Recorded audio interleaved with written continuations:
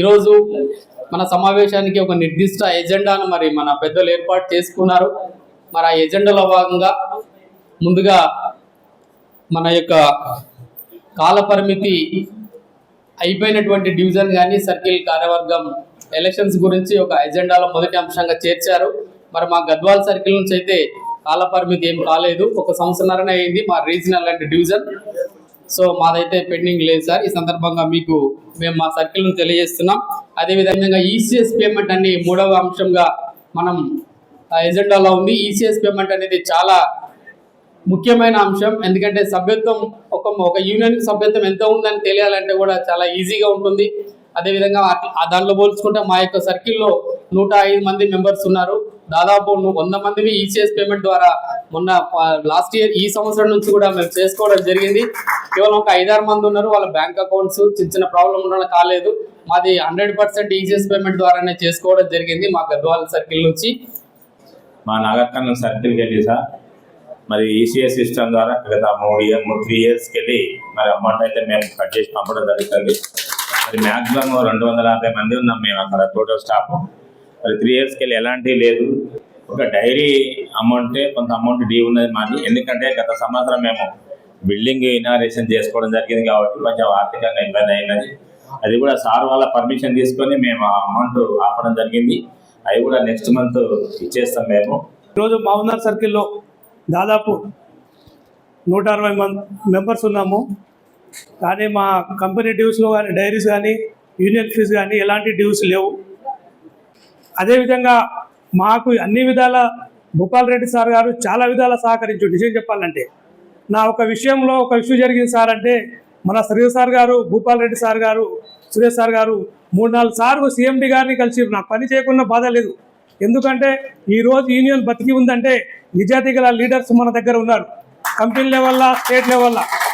అదే వేరే యూనియన్లో అవ్వాలంటే డబ్బుతో పని అవుతుంది. నిజం చెప్పాలంటే ఇంత నిజాయితీ గల యూనియన్ అది ఏది ఉందంటే 327 మెంబర్షిప్లో కూడా మావునర్లో కూడా ఏ నెంబర్ ఇబ్బంది పడ్డా కానీ వాళ్ళకి ఫుడ్ పెట్టి వాళ్ళకి అన్ని విధాలా మేము సహకరిస్తున్నాం. నేను సార్ మీకు చాలా విషయంలో చాలాసార్లు ఫోన్ చేసి ఉంటాను సార్ శ్రీ సార్ గారు. ఎందుకంటే మీరు ఏమనుకోద్దు, ఎందుకంటే ఆ బాధ అడసడి ఈరోజు తప్పు చేసిన కార్మికుడు మాత్రమే లీడర్ దగ్గర వస్తాడు సార్. మీరు బాగా గుర్తుపెట్టుకోండి, తప్పు చేయనివాడు రాడు. రోజు అన్ని యూనియన్లో ఉన్న లీడర్స్ అంటే 327.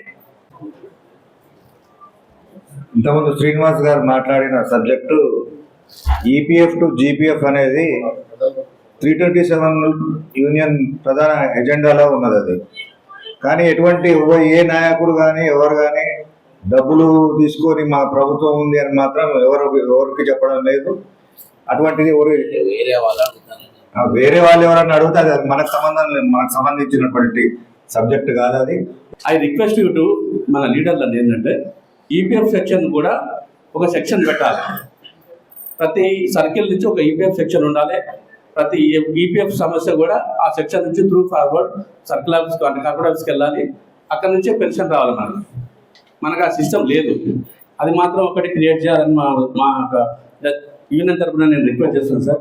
అయితే చాలామంది ప్రతి సర్కిల్ నుంచి వారికి ఉన్న సమస్యలు చెప్పడం జరిగింది. ఇందులో ముఖ్యంగా చెప్పిన సమస్యలు ఏమంటే 3 ఉన్నాయి. ఈపీఎఫ్ టు జీపీఎఫ్, జాకో 1, జాకో వాళ్ళ సమస్యలు, జైల్లో వాళ్ళ సమస్యలు, జూనియర్ లైన్మెన్లు. వాస్తవానికి విలేజ్లలో కష్టపడుతున్నది అయితే వాస్తవమే. ఎందుకంటే చాలాని సర్వీసులు పెరుగుతున్నాయి, ఎంప్లాయీస్ తగ్గుతున్నారు. రిటైర్మెంట్ అయిన వాళ్ళ ప్లేస్లోనే రిక్రూట్మెంట్ కావడం లేదు. ఇది వాస్తవాలే చెప్పడం జరిగింది ప్రతి ఒక్క సర్కిల్ నుంచి. ఇంకొక విషయం ఏంటంటే మా హైదరాబాద్ సర్కిల్లో దాదాపుగా ఒక 11 సర్కిల్ ఉంటాయి. ఆ 11 సర్కిల్లో మెంబర్షిప్ చాలా లోయెస్ట్ ఉందని చెప్పేసి గత 3 సంవత్సరాల నుండి చెప్పుకోవడం జరుగుతుంది.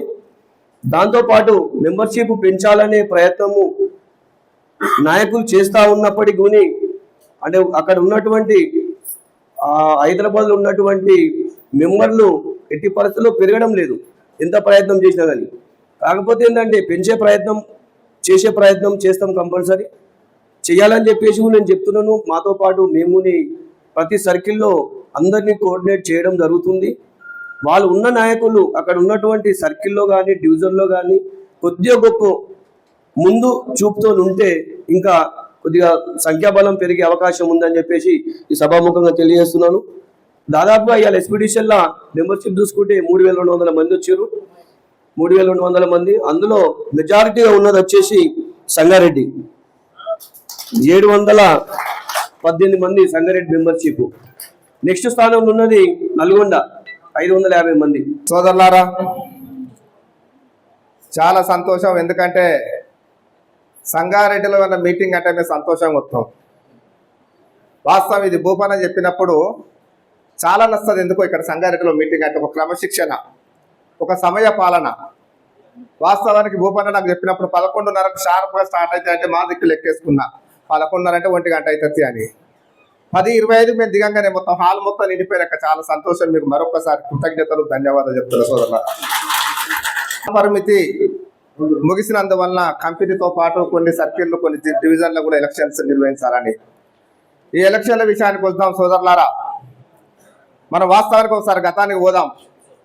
గతంలో సుందర్రావు గారి నుంచి మొదలుకుంటే జనార్దన్ వరకు కూడా వారి హాయంలో కూడా వాస్తవానికి మనకు సీల్ కవర్ అనే ఒక పద్ధతి ఉండే. అంటే నామినేషన్ చేసి ఫలానా వ్యక్తి జిల్లా అధ్యక్షులు, కార్యదర్శులు ఉంటారు, ఫలానా వ్యక్తి డివిజన్ ప్రెసిడెంట్, డివిజన్ సెక్రటరీ అని చెప్పించని ఒక సీల్ కవర్ పద్ధతి ఉండే మన మన ఐఎన్టీసీలో కూడా. అదే శ్రీధర్ సార్ సెక్రటరీ జనరల్ అయిన తర్వాత ఒక జిల్లా కమిటీని వేయాలన్నా, ఒక డివిజన్ కమిటీ వేయాలన్నా ఒక ఏకాభిప్రాయం తీసుకుంటాం. లేకపోతే దాదాపుగా నేను ఎన్నో జిల్లాలకు నాకు ఎన్నికల ఆఫీసర్గా నన్ను వేసింది శ్రీధర్ సార్. పోయిన తర్వాత మనది ఇప్పుడు ఏ విధంగా పెట్టుకుంటున్నాం, ఒక ప్రజాస్వామ్యబద్ధంగా ఒక బ్యాలెట్ పద్ధతిలో, ఒక నామినేషన్ పద్ధతిలో పెట్టుకుంటున్నాం. నిన్న కాకపోయినా కూడా కొద్ది రోజుల క్రితం జగిత్యాలలో కూడా మేము అక్కడ ఎన్నికలు కూడా చాలా వరకు మేము ఏకాభిప్రాయం కోసం చేస్తే కాలే బ్యాలెట్ పద్ధతినే పెడుతున్నాం. అందుకోసం సోదరులారా, అది మన ప్రజాస్వామ్యబద్ధంగా ఐఎన్టీసీ వ్యవహరించేది. ఎందుకంటే బ్యాలెట్ పద్ధతిలో పెడితే ప్రతిభావంతులు ఎన్నుకుంటారు సీక్రెట్ బ్యాలెట్లో. అటువంటి నాంది కేవలం మన శ్రీధర్ సార్ సెక్రటరీ జనరల్ చేసిన తర్వాత ఇది ప్రజాస్వామ్యబద్ధంగా అవుతుందని సంగతి మీ అందరికి తెలియపరుచుకుంటున్నా. ఇంకా కొన్ని సమస్యల మీద ఈసీఎస్ కూడా ఇక్కడ చాలా మిమ్మల్ని ఆదర్శంగా తీసుకొని మేము కూడా తర్వాత సక్సెస్ అయినా మేము కూడా చేస్తున్నాం. ఎందుకంటే సంగారెడ్డిలో ఏ కార్యక్రమం చేసినా ఒక నవ్వుతో భవిష్యత్తు రీతి ఉంటుందని చెప్పి మాకు మొదటిగా చెప్తున్నా, మళ్ళీ చెప్తున్నా. ఏ విషయంలోనూ కూడా మీరు అన్ని పారామీటర్లో ముందుంటారని చెప్పి కూడా సందర్భంగా చెప్తున్నా. మేము వరంగల్ మొన్న పెట్టినాం, కేవలం ఆర్టిజన్ల వాళ్ళ భవిష్యత్తు కోసం వాళ్ళ ఒక విధి విధానాలు చేద్దామంటే ఎంతమంది వచ్చారో సోదరుకు సలీం వచ్చినట్టు, పప్పెంకన్న వచ్చాడు, ఓ దివాళ కోర్టు పోతున్నాడు, దేవుని చూడకు వచ్చినట్టు అట్లా వచ్చింది. ఒకసారి ఆత్మ పరిశీలన చేసుకుందాం. మన గతంలో ఆర్టిజన్లు అనే వ్యక్తి ఒక కాంట్రాక్టర్ దగ్గర వెట్టి చాకరీ చేసుకుంటూ దుర్భరమైన జీవితాలు జరుపుతున్నాం. ఎన్నో సబ్సిడీలు 3 నెలలకు 4 నెలలకు వాడు కాంట్రాక్ట్ జీతాలు ఇచ్చేది. అయినా కూడా అయ్యో రేపు ఎప్పుడూ మాకు ఎప్పుడైనా పర్మనెంట్ కాదా, మా జీవితాల్లో వెలుగు నిండే అన్న ఆశ మీదకి వెళ్ళి మీరు పనిచేసిండు. కొంతమంది ఇంగ్లీష్ కూడా నేను కాంట్రాక్టర్ కొట్టి రోజులు ఉన్నాయి ఆ రోజు వల్ల. అటువంటి మీ పరిస్థితిని చూసి శ్రీధర్ సార్ చెల్లించి ఒక 14 సంఘాలను ఏకతాటి మీద తీసుకొని వచ్చి ఒక 4,000 మందితో వరంగల్ నగరంలో నల్ల చొక్కాలు ధరించినప్పుడు మేము కూడా నల్ల చొక్కాలు ధరించుకొని మీకు మద్దతుగా నిలవలేదా సోదరులారా? ఆ రోజు ఆ విధంగా చేసినందుకే గవర్నమెంట్ ఒక పాసిస్తూ ఒక నిరంకుశమైన ప్రభుత్వం కూడా దిగొచ్చి ఒక ఆర్టిజన్ ఒక పదం పెట్టి మీరు నేరుగా ఇచ్చే జీతాలు ఒక బ్యాంకు ద్వారా మీకు నేరుగా బ్యాంకులో పడి మీ జీవితాలు వెలుగు నింపలేదా? దాని వెనుక శ్రీధర్ సార్ కృషి లేదా? ఇవాళ విధవలు కొంతమంది మాట్లాడతాంటే బాధ అనిపిస్తుంది. కారు కూతలు కూస్తాళ్ళు. ఇలా ఈ దొరకు ఏం పని పాట లేదు. మేము ఎప్పుడు సీఎండి దగ్గర పోయినా కూడా పట్స్ ఆర్టిజన్, తర్వాత అన్బ్యాండిషన్, తర్వాత పీస్ వర్కర్, తర్వాత పాస్ వర్కర్. అరే నేను అన్నారు ఏం పద్ధతి లేదా అని మీకేమన్నా? పర్మనెంట్ వర్కర్ ఒక్క సమస్య ముంగడ పెట్టవాలంటే ఏమా పర్మనెంట్ వర్కర్ల కడుపు నిండింది, వాళ్ళ కడుపు ఎండి ఉన్నారు, ఇప్పుడు కడుపు ఎండి ఉన్నారు. మీరు ఎందుకు మాట్లాడతాలే? ఎప్పుడు చూడు వాస్తవానికి ఆర్టిజన్ సమస్యలు వాస్తవ సోదరులారా, ఆర్టిజన్లు కావాలి.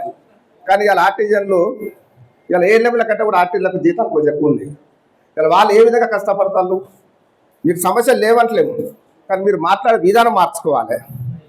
మరొకసారి సంగారెడ్డి ఇంత మంచి కార్యక్రమం నిజంగా ఇది ఐక్యత, ఇది క్రమశిక్షణ. వాస్తవానికి మీరు మరొకసారి మనస్ఫూర్తిగా ధన్యవాదాలు చెప్పుకుంటూ ముగిస్తున్నాను. Thank you.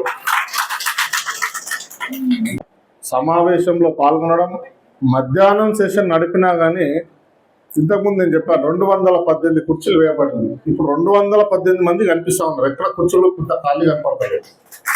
ఈ సంగారెడ్డి గౌరవాన్ని కాకుండా అందరికీ కూడా మీ అందరికీ మరొకసారి నేను నమస్కారాలు తెలియజేస్తాను. మన ఎజెండా ప్రకారంగా ముందుకు పోయినట్టయితే జిల్లా డివిజన్ స్థాయి మొట్టమొదటి పాయింట్ జిల్లా డివిజన్ స్థాయి ఎన్నికలు. అంటే కొన్ని ట్విన్ సిటీలో ఉన్నాయి, కొంత పెండింగు. మహబూబ్ నగర్లోకి వచ్చేసారు, నాగర్ కర్నూలు కావచ్చు, గద్వాల్ కావచ్చు, ఇవి సంపూర్ణంగా ఎలక్షన్స్ జరిగినాయి. మహబూబ్ నగర్, నారాయణపేట్, వనపర్తి మనం ఇక్కడ ఇవి చేయాల్సి ఉంటుంది. ఉమ్మడి నల్గొండలో కూడా కొంత పీరియడ్ టైం అయిపోయిన సందర్భాలు ఉన్నాయి. అదేవిధంగా మెదక్లో కూడా, ఉమ్మడి మెదక్లో కూడా కొంత సిద్దిపేట అయిపోయింది. మెదక్ కానీ సంగారెడ్డి కానీ వాళ్ళ సమయం కాలేదు. మరి ఎలక్షన్స్ ప్రక్రియ గురించి కూడా ఇంతకుముందు ఐలేష్ గారు చెప్పడం జరిగింది. ప్రజాస్వామ్యంలో మనము ఏ విధంగా అయితే ఓటింగ్ జరుగుతుందో ఆ ఓటు విధానంతో మనం ముందుకు పోవాలనేది మరి రాష్ట్ర సెక్రటరీ జనరల్ శ్రీధర్ గారు వచ్చిన తర్వాతనే జరుగుతుంది అనేది 100% వాస్తవం. అదేవిధంగా ఇది ఖచ్చితంగా 3 సంవత్సరాలకు ఒకసారి ఎలక్షన్స్ జరగాలి. ఆ ఎలక్షన్లో ప్రజాస్వామ్యంగా జరగాలి. మరి దయచేసి నెక్స్ట్ మంత్లో ఎలక్షన్స్ చేసుకునే ప్రయత్నం ఖచ్చితంగా మీ డివిజన్ వాళ్ళే డేట్లు ఇవ్వడమా, మేము డేట్లు ఇవ్వడమా, లేదా మీ మెంబర్షిప్ లిస్ట్ మాత్రం కంపల్సరీ ఇవ్వాల్సిన అవసరం ఉంది. ఎందుకంటే బ్రహ్మాండంగా మరి మా జిల్లాలో ఇంతమంది అని గొప్పగా చెప్పారు, దానికి అందరికీ ధన్యవాదాలు. ఆ ఫిగర్ ఏదైతే చెప్పారో దానికి కట్టుబడి ఉండాల్సిన బాధ్యత మీ అందరిపైన ఉందనేది కూడా నేను ఈ సందర్భంగా తెలియజేస్తా ఉన్నాను. ఆ ఫిగర్ తోటే మనం రేపు ఎలక్షన్లో పోవడానికి ప్రయత్నం చేద్దాం అనేది కూడా నేను ఈ సందర్భంగా మరొకసారి గుర్తు చేస్తా ఉన్నాను. ముఖ్యంగా 3వ విషయానికి వస్తే ఈసీఎస్ అనేది మరి అంటే మారుతున్న కాలానికి మారాల్సిన నాయకులు మారాల్సిందే, మెంబర్స్ మారాల్సిందే. ఎందుకంటే ఒకానొకప్పుడు 120 రూపాయల మెంబర్షిప్ ఉండే, 30 రూపాయలు డివిజన్కు, 30 రూపాయలు జిల్లాకు, 30 రూపాయలు కంపెనీకి, 30 రూపాయలు స్టేట్కి ఉంటుండే, 120 రూపీస్కు. ఇవి వసూలు చేసిన తర్వాత కూడా సబ్ డివిజన్ నాయకుడి నుంచి డివిజన్ నాయకునికి వచ్చే వరకు 3 నెలలు, అక్కడి నుంచి జిల్లా నాయకునికి వచ్చే వరకు మళ్ళీ 6 నెలలు. ఈ విధంగా చాలా జరిగిన సందర్భాలు ఉన్నాయి. దీనితోటి కొంత ఆలోచన చేసి సంగారెడ్డిలో ఆ రోజు ఇది మన ఈసీఎస్ ద్వారా వసూలు చేస్తే ఏ విధంగా ఉంటుందని చెప్పేసి సుమారు ఒక 6 సంవత్సరాలు 7 సంవత్సరాలు అవుతుంది. ఇది 6-7 సంవత్సరాల నుంచి సంగారెడ్డిలో పూర్తి స్థాయిలో ప్రతి మెంబర్ ఈసీఎస్ ద్వారా అకౌంట్లోకి రావడం వస్తా ఉన్నది అనేది కూడా నేను ఈ సందర్భంగా మీ అందరికీ కూడా తెలియజేస్తా ఉన్నాను.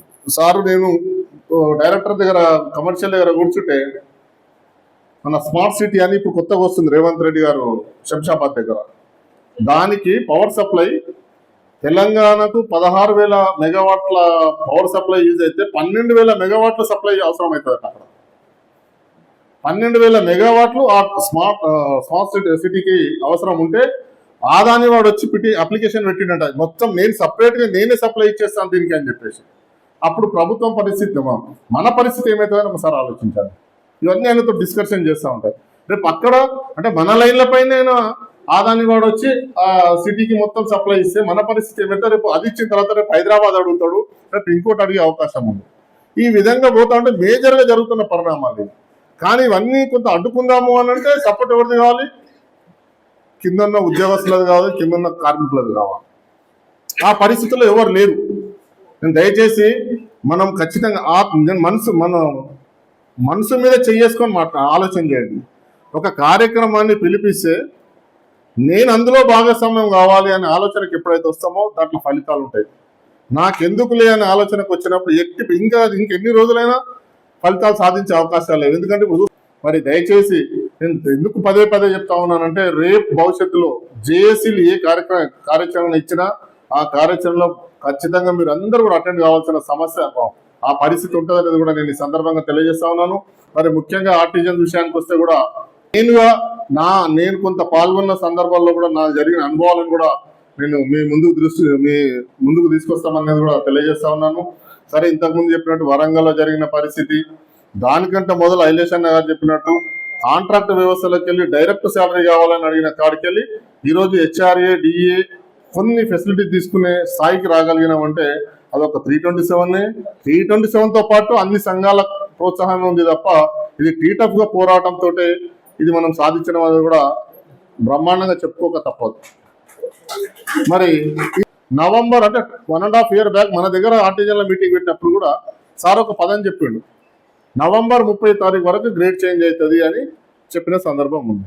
దీని ఎంత కొంత హిస్టరీ ఉంది, మీకు తెలుసో తెలియదు. రొనాల్డ్ రోస్ సిఎండి ఐఏఎస్ గారు ట్రాన్స్కో సిఎండి వచ్చిండు, మేము సార్తో పాటు ఉన్నాం. ఫస్ట్ కలవడానికి పోయినప్పుడు మాది సమస్యలు ఉన్నాయి సార్ కొన్ని అని చెప్పినప్పుడు సార్ కూర్చునబెట్టి సమస్య చెప్పండి అన్నాడు. సార్ మేజర్ సమస్య వచ్చేసి ఆర్టిజన్లది గ్రేడ్ చేంజ్ 5 years దాటిపోయినాక కూడా పెండింగ్ పెడతా ఉన్నారు. ఇది ఇమీడియట్ చేయాల్సింది సార్, గవర్నమెంట్ కూడా చేంజ్ అయింది, ఒక మంచి పేరు వస్తుందని సార్ ఉద్దేశంగా అన్ని ఎక్స్ప్లెయిన్ చేసినప్పుడు ఎంబడే జేఎండి ట్రాన్స్కో శ్రీనివాస్ గారు అని ఉంటాడు, ఆయన పిలిపించాడు. ఈ సమస్య జెన్యునా కాదా ఒకటే పదం అడిగినాను. ఆయన పదం జెన్యున్ సార్, ఇవ్వాల్సిందే అని అన్నాడు. సో ఇమ్మీడియట్లీ క్లియర్ చేసేసేయండి, ప్రాసెస్ స్టార్ట్ చేసేయండి. ఒక 1.5 month ఆయన నోట్లోకి వెళ్ళి వచ్చిన పదం ఇది. ఎవరి నోట్లోకి వెళ్ళి? ఒక ట్రాన్స్కో సీఎండి నోట్లోకి వెళ్ళి November 30 కావచ్చు ఆ వరకు చేయడానికి అవకాశం ఉంటే చేసేయండి అన్నాడు. ఇది నిజంగా జరిగిపోతుందని ఆశ ఎవరికైనా నాయకులుగా ఉంటారు. ఇమీడియట్లీ అయినా ట్రాన్స్కో నుంచి ట్రాన్స్ఫర్ అయిపోయింది. సరే మళ్ళీ మొదటికి వచ్చింది సమస్య.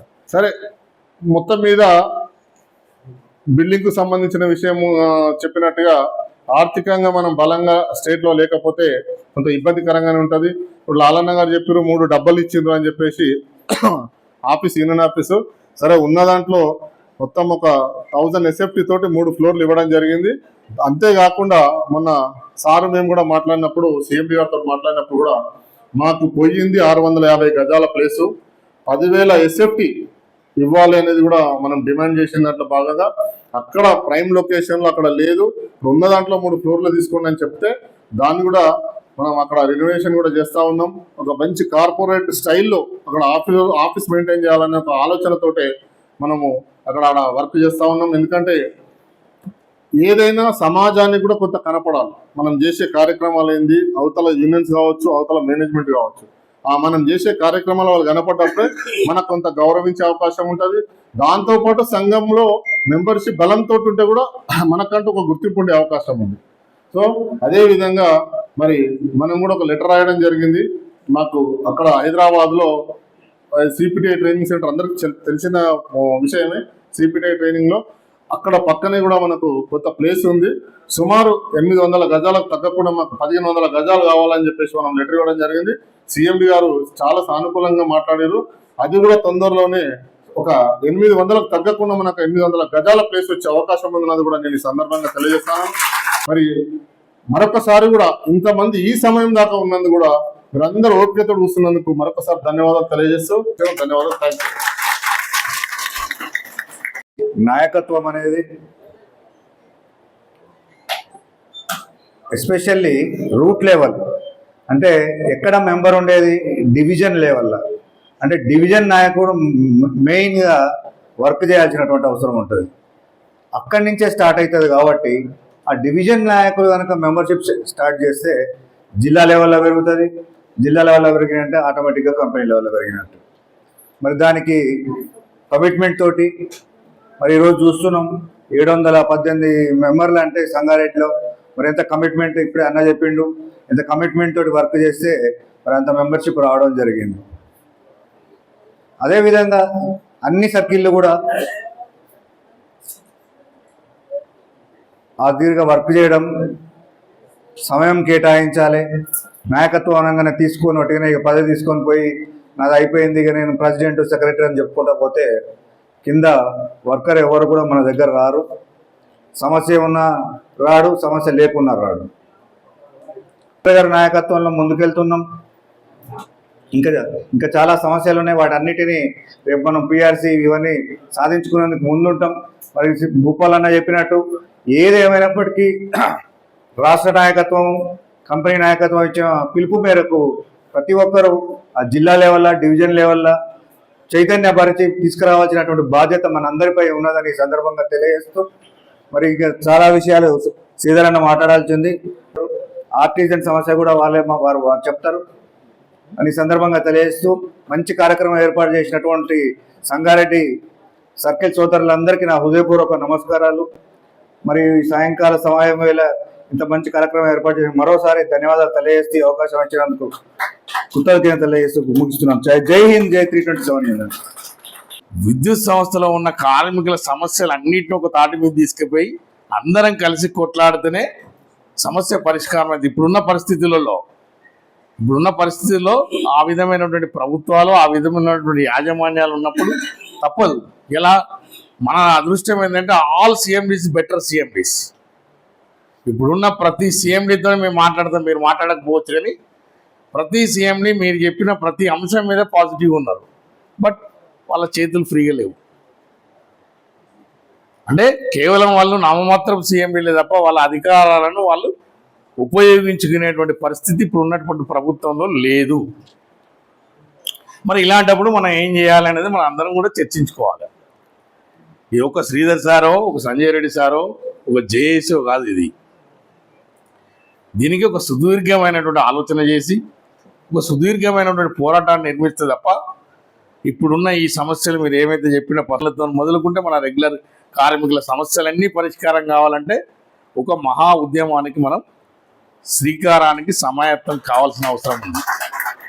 ఈ ఉద్యమానికే మేము ఇన్ని రోజులు ప్రయత్నం చేసి ఇప్పుడు ఇన్ని న్యాయం చేయాలి. పదవులు ముఖ్యం కాదు, మనకు పదవి ఉన్నా లేకపోయినా మనం చూసే మన స్ట్రేచర్కే ఆటోమేటిక్గా యాజమాన్యం వినే పరిస్థితి ఉంటుంది, మాట్లాడే కన్విన్స్ చేసే శక్తి ఉంటుంది. నీకెందుకన్నా పదవి, నువ్వు కార్మికుల సమస్యల మీద దృష్టి పెట్టి నువ్వు పదవి మీద దృష్టి పెట్టాకని పెద్దలు సంజయ్ రెడ్డి గారు చెప్పారు నాకు.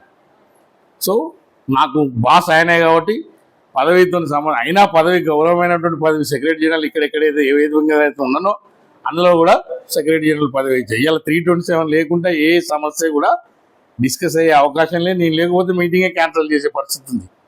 ఎందుకంటే ఒక బలమైన సంఘానికి ఉండే గుర్తింపు బలమైన సంఘానికి డెఫినెట్ ఉంటుంది. ఇలా ప్రభుత్వం మనది కదా అని జబ్బలు దరుచుకునే పరిస్థితి లేదు. ప్రభుత్వం మనదైనా మంచి మంచి చెడు చెడే. ప్రభుత్వం ఈ ప్రభుత్వం మన ప్రభుత్వం అనుకున్న ప్రభుత్వం అయినా పనులు చేయకపోతే తప్పకుండా ఓడెక్కే దాంట్లో 327 ముందు ఉంటుందని బాటంగా చెప్పినటువంటి ఏకైక యూనియన్ 327. ఎందుకంటే సుదీర్ఘమైన పోరాటం చేయాలి. మీరు లాస్ట్ వేజ్ రివిజన్ తీసుకోండి, 1.5 year మనం కొట్లాడినాం. 1.5 year ఎన్నడూ కొట్లాలి. నేను వచ్చిన కాడి నుంచి almost all Sanjay Reddy sir ఒంటి చేతి మీద 4-5 వేజ్ రివిజన్లు ఇప్పించింది. కేసీఆర్ పుణ్యమాన్ని 2 వేజ్ రివిజన్లు బ్రహ్మాండంగా వచ్చినాయి. 3వ వేజ్ రివిజన్కి 30 తిప్పలు పెట్టిండు అదే కేసీఆర్. కరెక్టా కదా మీరే చెప్పండి.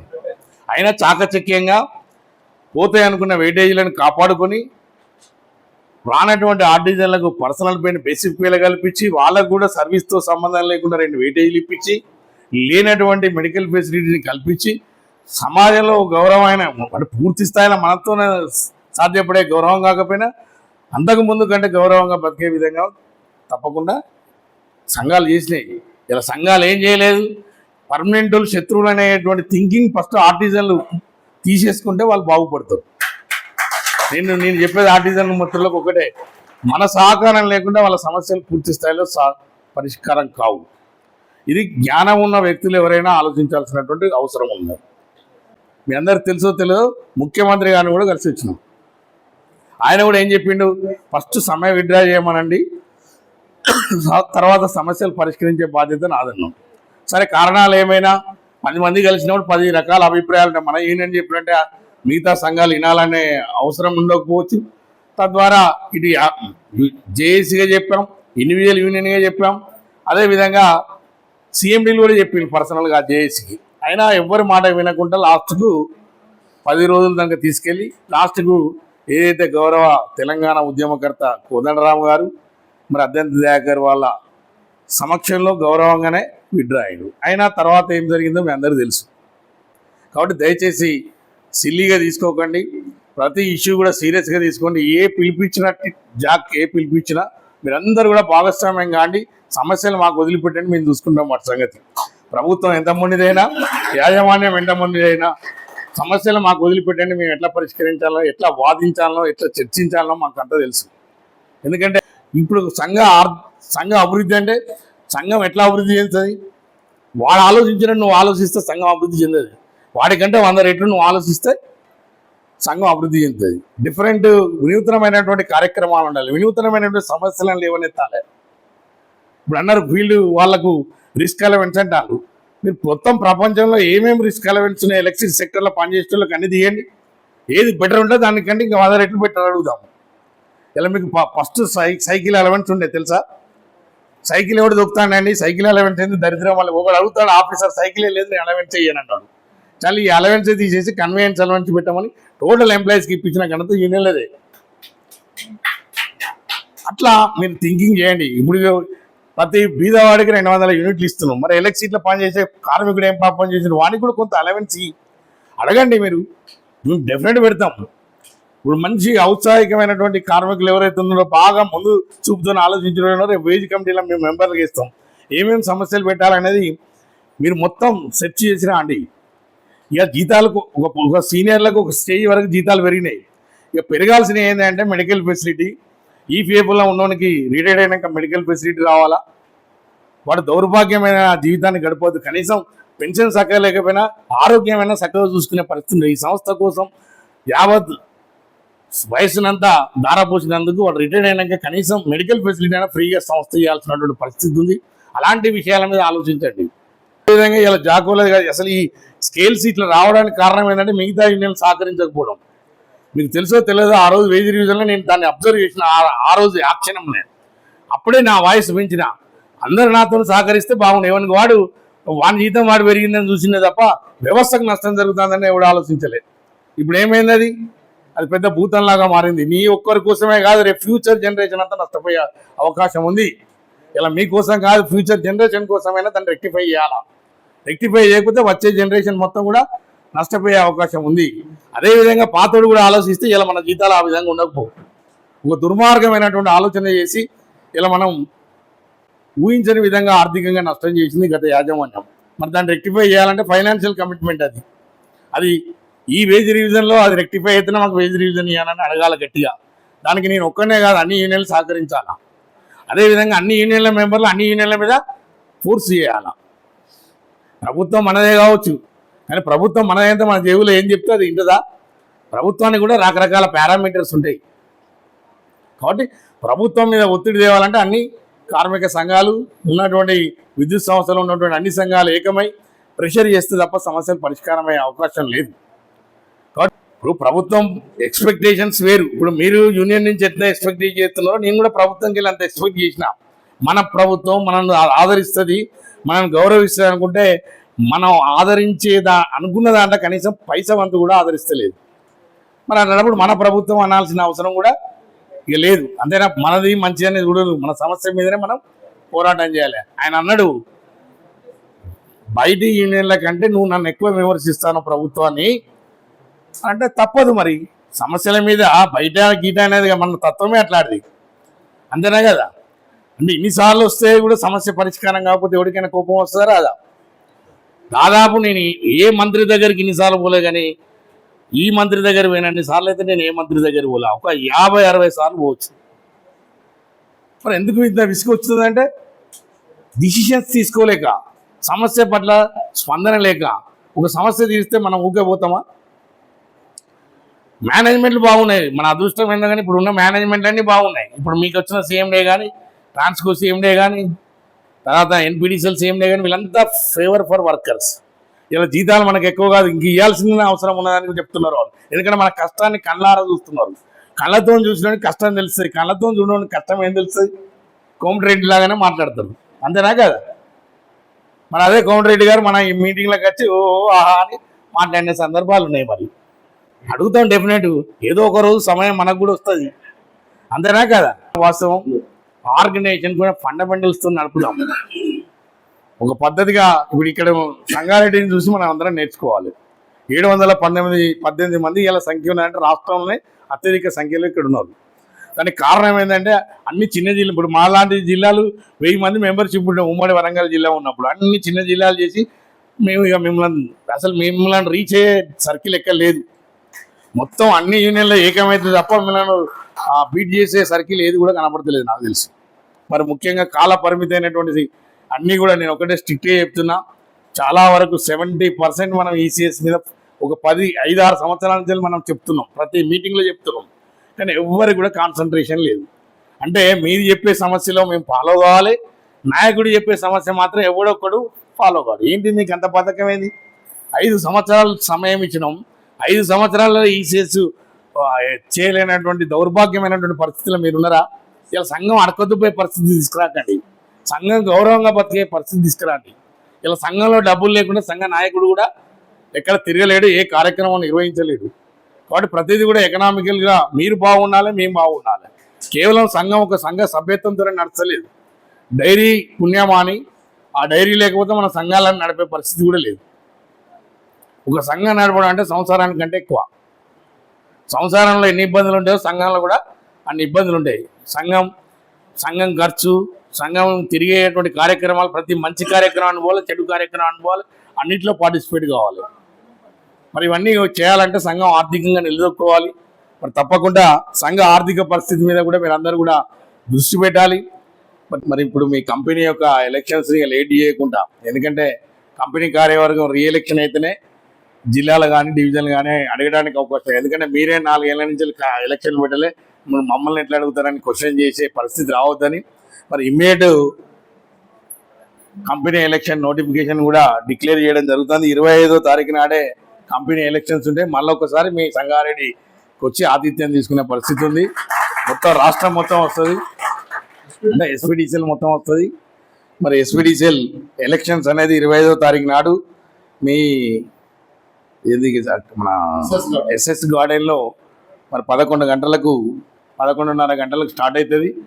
మరి ఎవరైతే ఆసక్తి ఉన్నారో కంపెనీ కార్యవర్గంలో పనిచేయాలనుకున్నటువంటి వాళ్ళు మరి రేషియో ప్రకారంగా, అంటే మెంబర్షిప్ ఎక్కువ ఉన్న వాళ్ళకి ఎక్కువ పోస్టులు వస్తాయి. టోటల్ మెంబర్షిప్ డివైడెడ్ బై పోస్టులు అయితే ఎంత మెంబర్షిప్కి ఎంత పోస్టులు వస్తాయో అది కూడా చూసి దాని ప్రకారంగానే సర్కిల్ నుంచి నామినేషన్ తీసుకోవడం జరుగుతుంది. మరి అది భూపాల్ రెడ్డి గారు ఆ క్యాల్కులేషన్ చేసి సర్కిల్స్కి చెప్పాలి. అందులో ఇంపార్టెంట్ పోస్టులన్నీ కూడా ఆయా జిల్లాలను ఆధారం చేసుకొని మరి దాన్ని చెప్పిన ప్రకారంగానే వేయాలా.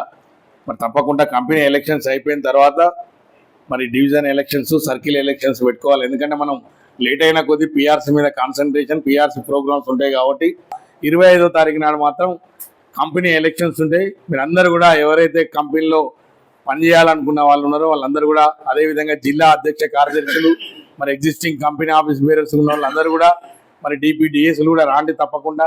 ఎందుకంటే అందరం వస్తేనే అదేవిధంగా ఇంట్రెస్ట్ ఉన్నటువంటి మెంబర్స్ కూడా రావాలి. మరి తప్పకుండా ఇక్కడ ఒక కండిషన్ ఉంది నోటిఫికేషన్లో, మరి మీకు నోటిఫికేషన్ అంతా కూడా ఇప్పుడు వాట్సాప్లో పెట్టడం జరుగుతుంది. అందులో ఈసీఎస్ ఫామ్ నింపిన వాళ్ళే కాంటెస్ట్ చేయడానికి కానీ ఓటింగ్ చేయడానికి కానీ ఎలిజిబిలిటీ ఉంటుంది. వితౌట్ ఈసీఎస్ నింపినటువంటి సర్కిల్స్కు ఓటు వేయడానికి కానీ నిలబడడానికి కానీ అవకాశం లేదు. అప్పుడే కనుక మీరు సంతకం పెట్టిస్తే మీకు ఎలిజిబిలిటీ వస్తుంది. ఇది మాత్రం గ్యారంటీ. మీరు ఏమనుకున్నా కానీ డిసిప్లిన్ లేకపోతే యూనియన్ నడపలేము. ప్రశ్న మనమే వేయాలి, ఆన్సర్ మనమే చెప్తే నాయకత్వం సక్సెస్ అవుతుంది. వెనకటి నాయకత్వం చేస్తే రాదు. ఇప్పుడు ప్రశ్న మనమే వేయాలి, సమాధానం మనమే చెప్పాలి. ఆ విధంగా ఉంటే తప్ప ఇలా యూనియన్ సమస్యలు పరిష్కారం అయ్యే అవకాశం ఉంది. అంటే అన్నీ మనమే చెప్తే తప్ప యాజమాన్యం చేసి వాళ్ళకి రిప్రజెంటేషన్ కూడా చదివే ఒప్పుకోలేదు ఎవరికి. అందరికీ కూడా నా హృదయపూర్వక కృతజ్ఞతలు తెలియజేసుకుంటూ ఈ సమావేశాన్ని ముగిస్తున్నాను. Thank you.